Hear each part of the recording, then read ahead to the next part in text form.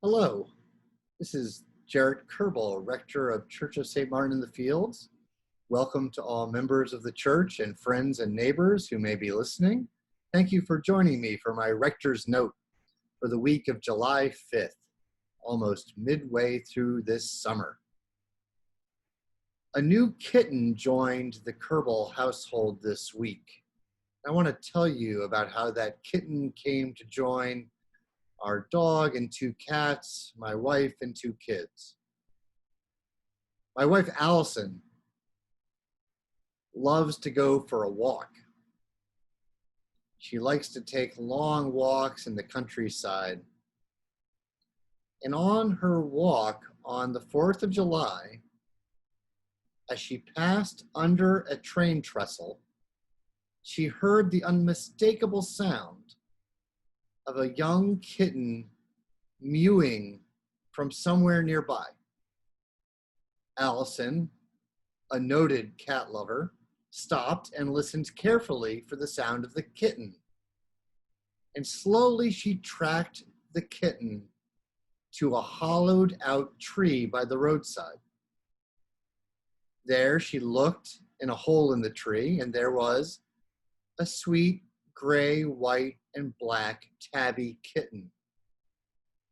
Allison rushed home, collected my son Tim and me, a can of cat food, a cat carrier, and a pair of work gloves, and we rushed back down the hill in our car to retrieve the kitten, who had gone much deeper into the tree. It was my job as the person with long sleeves and work gloves to reach in there and get the kitten through a few layers of poison ivy and way deep in the tree. I extracted the kitten, put her in the box, and we drove her home. She is now a happy and well-fed kitten in the Kerbel-Bowden household. Why am I telling you this story? Because I was greatly moved by the empathy and sensitivity of my wife, Allison. I'm a great admirer of my wife. She has a pure heart.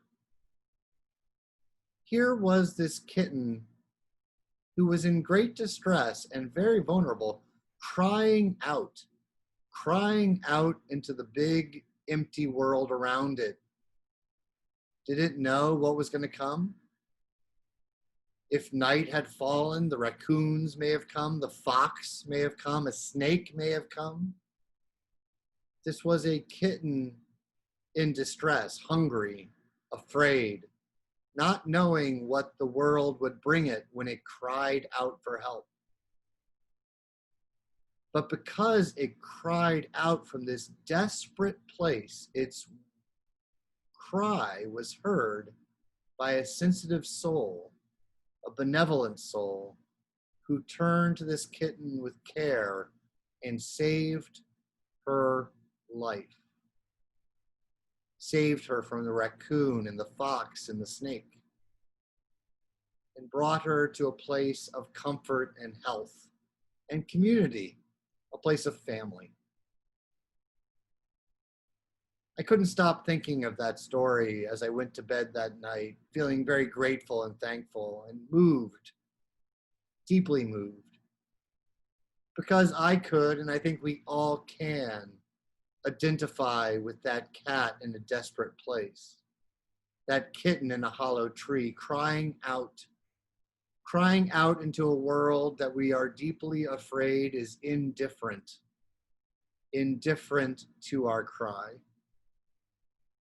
But instead, when we cry out in faith, we are so blessed to know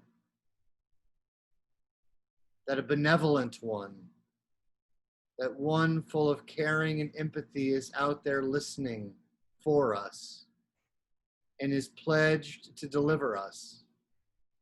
And it is that person, our God, who we trust in our most desperate hour.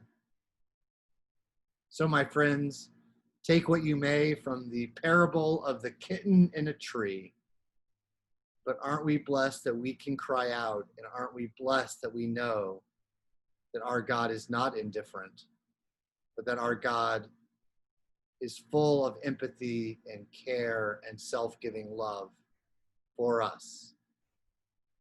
Amen.